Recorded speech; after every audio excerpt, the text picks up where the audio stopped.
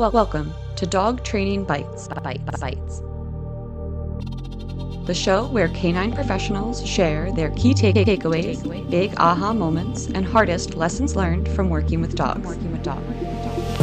I'm Mattison, certified dog trainer and behavior consultant, and dogs are my life. Every day I get to coach guardians and other trainers into a deeper understanding of canine behavior. But let's face it, sometimes dog training really bites. And that's okay, because when it does, we learn a lot. This podcast is all about sharing the lessons learned from experience, because the stories of when it got tough or when we made a mistake, that's when we learn the lessons worth learning. And it's time we share those with the world. I'll be talking to dog trainers and other pet professionals about times that working with dogs, well, bit. Not literally. Maybe literally. What's most important here on this show, what did they walk away with? What did they learn? How did it shape their approach today? Welcome to Dog Training Bytes, the show where pet professionals share personal lessons that you won't find in any textbook. Today, we have a friend and colleague of mine, Zoë Holloway. Zoë is a bilingual dog trainer. That's right, she speaks French, and it's awesome. Located near Henry County and serving select Atlanta suburbs in Georgia. She's been training dogs professionally for 3 years with a particular focus on reactivity and a deep love for the guardian breed group. Zoë is a member of the Tulsa Pack Athletics Cooperative and someone that frankly has just been a joy to work alongside for the last few years. Hi, Zoë. I'm so excited to have you here for this because you are such an incredible storyteller. And I know that a lot of the people out there have really just fallen in love with you and the connection that you bring to the internet. I didn't know I was a great storyteller, but thank you. I'm going to keep that up. I like that. You are. So I guess the first question I have for you is to ask you to tell the people out there about Her Majesty. Queen Xena. Yes, The Her Queen. Majesty indeed. So Queen is a Rottweiler. So we thought Queen was We thought. So we thought Queen was, I want to say the beginning of the journey, the beginning of the lessons. We got Queen from a pet store, and our Maltese that we had, she came from a pet store as well before I met my wife. And so we go to this pet store. It was in the hood of Phoenix, Arizona. And imagine a super Kmart that got chopped in half, and they didn't have the budget to have a real sign. So they had a banner where the sign would be. This is the pet store. So I walk in and there's chickens, there's ducks, there's parrots, there's cockatoos, there's a lot. And every time I walk into a pet store, I always leave my wallet in the car because I know Smart. I did not leave my wallet in the car this day. It is Father's Day 2020, right? So we're in the middle of COVID, and it's also my wife's birthday. I forgot to leave my wallet in the car. We go in, the pet store owner, he's speaking broken English because he speaks Spanish. So I'm like, all right, we're just going to get through this. I'm like, dude, we're just here to look.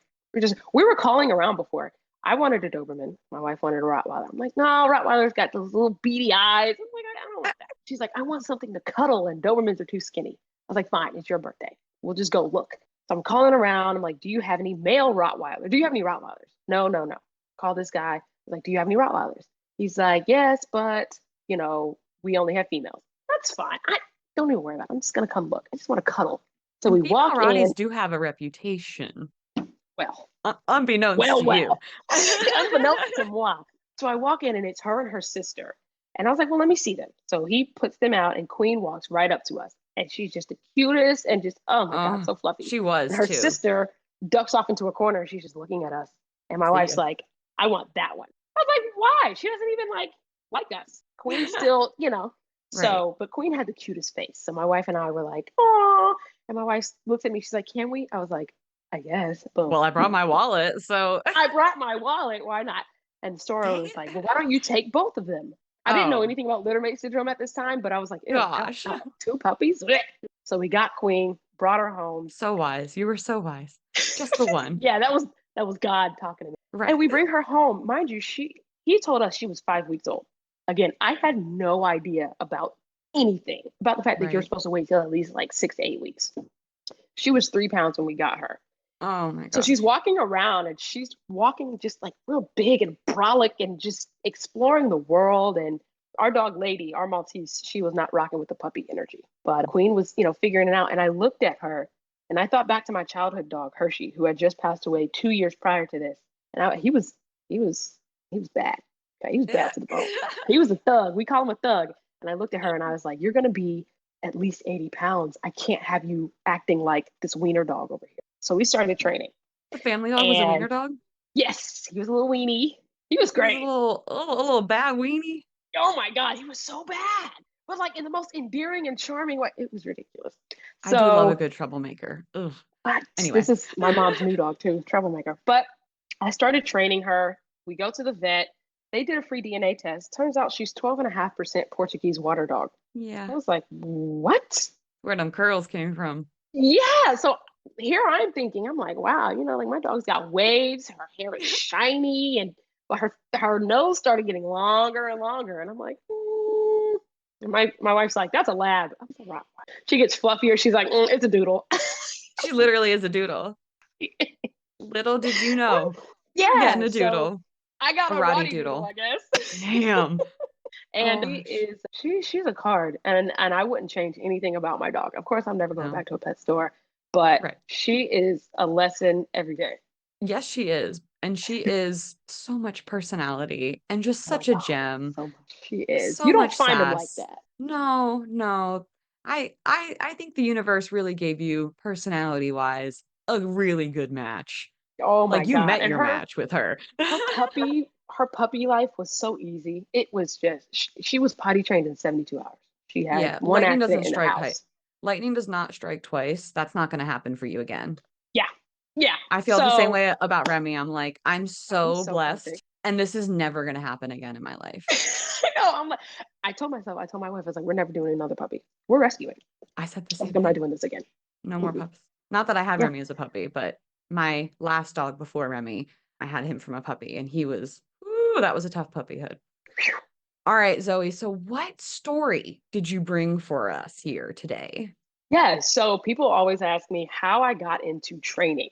And so it is kind of a sad story, but I want people to realize that there's a silver lining, which is I'm training dogs and we're changing lives. So Yeah, again, Hershey really bad. just If a you bad ask me, boy. Hershey was a working line dog. My parents got him from a breeder in Alabama for $250, and I was 6. This was early 2000.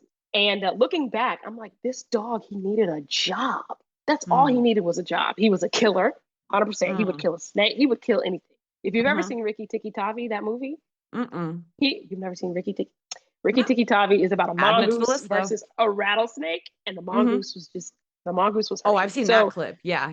yes. So that Hmm. was Hershey. He just needed something to do, and he was built for tough. And so that's where the obedience started with Queen. I was like, I want Mm. to get her obedient, but I was only training Queen. And I was putting up videos, and people were like, you need to be a dog trainer. I'm like, Mhm. no, I don't want to because I don't like other people's dogs. Because your dog comes up to me and starts jumping on me, I got problems. So it was just Queen and You're I. not And the Lady like was, walk into the room like come here yeah, dogs get all over me kind of person. No, not you. I'm gonna pet your Cool, calm, calm dog. collected like, hey, come on over So here. yeah, Yeah, now yeah, I'll yeah. play with an excited dog with tug or something, but if you jump up, I'm over it. Boundaries, yeah. So Lady was already a gem. She came when called, she sat, everything. And she didn't even Nice. like to be outside. So like, you know, Just hang out. yeah, it was just Queen and I training. And so one day we took Queen and Lady out to a public parkish area in our neighborhood, and some off leash dogs came, and Lady is not like other dogs, especially Mm. she's so small, and they were just like, standing over her. So she finally got them away from her, and this little kid, the Queen was playing with some neighborhood kids, and so the kid told my wife, hey, I'm scared of these dogs, can you walk me back to my bike, I want to go home. So Mm. my wife is walking with Lady on the leash. I've got Queen on the leash. She's walking this little kid to his bike.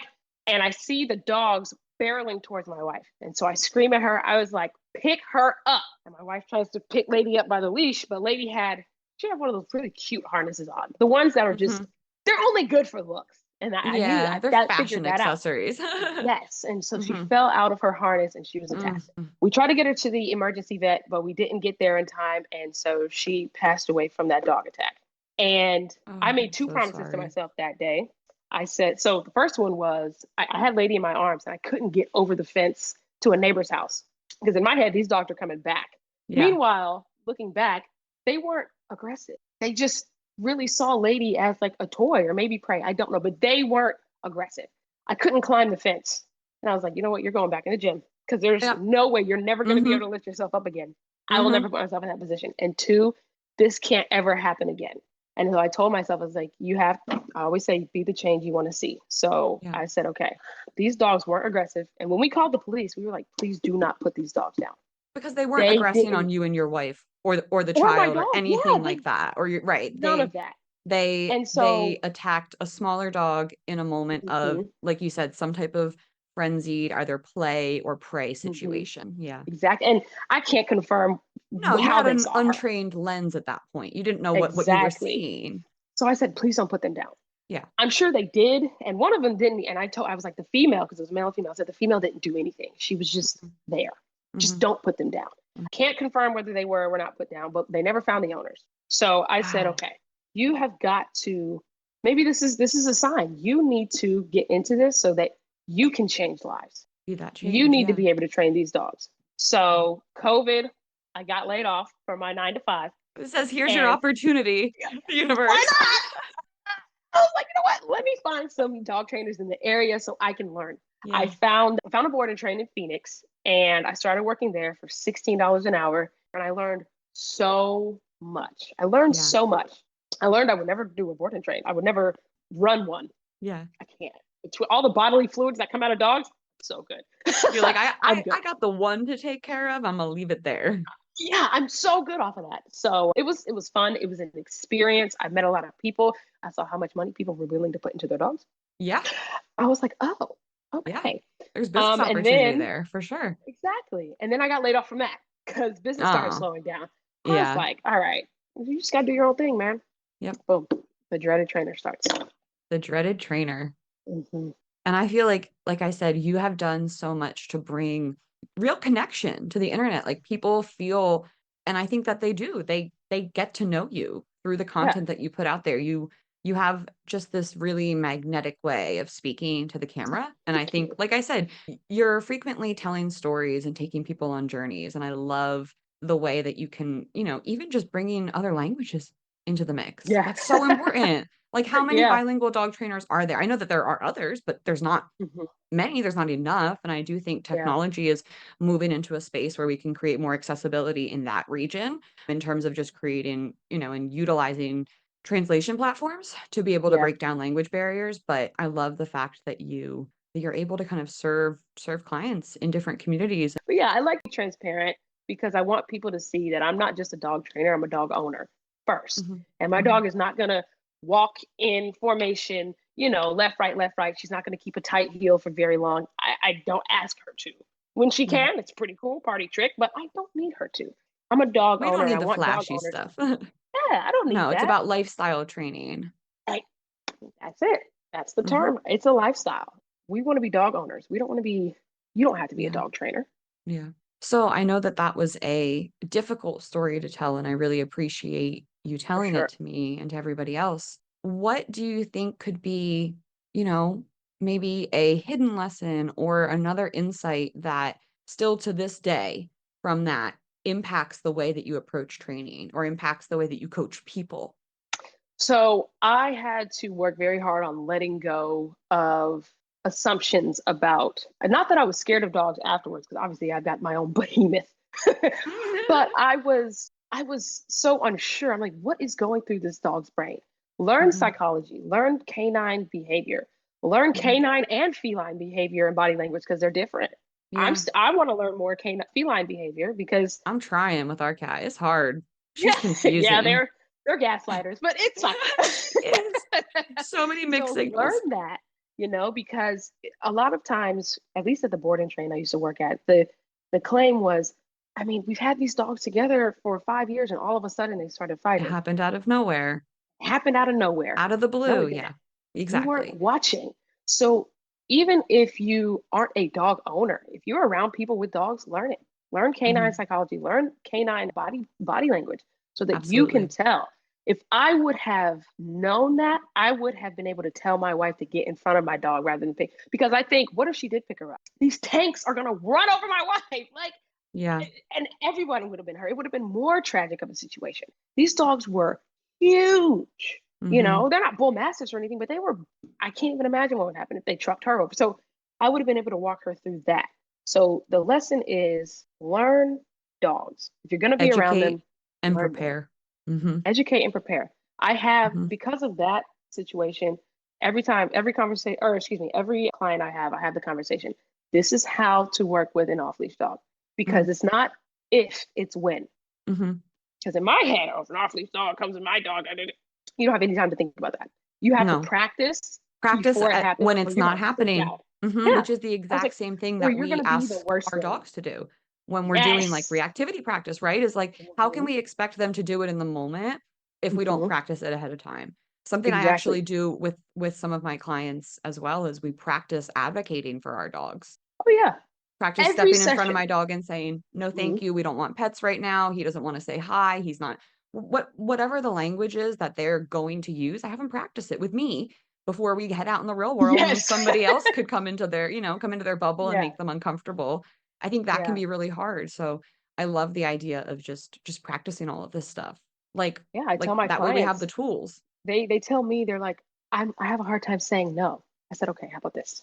This dog, looking at the dog, this dog is going to be 95 pounds. It's got a Mhm. mouthful of teeth. Would you rather be a little meanie weenie for 3 seconds or, hear me out, go to court because your dog bit someone? Right. you know? So we practice and then we go, especially if they have a beautiful purebred dog. I tell them all the time, I say, we're going to go to Lowe's, Home Depot, wherever we're going to go. I'm going to put $5 on the table that says, some old guy, it's always a guy, some old guy is going to walk up Mhm. to you. Oh, beautiful dog. Yeah, my grandfather he used to breed these. I know a good one when I see one, and that is a beautiful dog. They say that about Queen all the time. That's a beautiful purebred rod. Yeah. Thanks.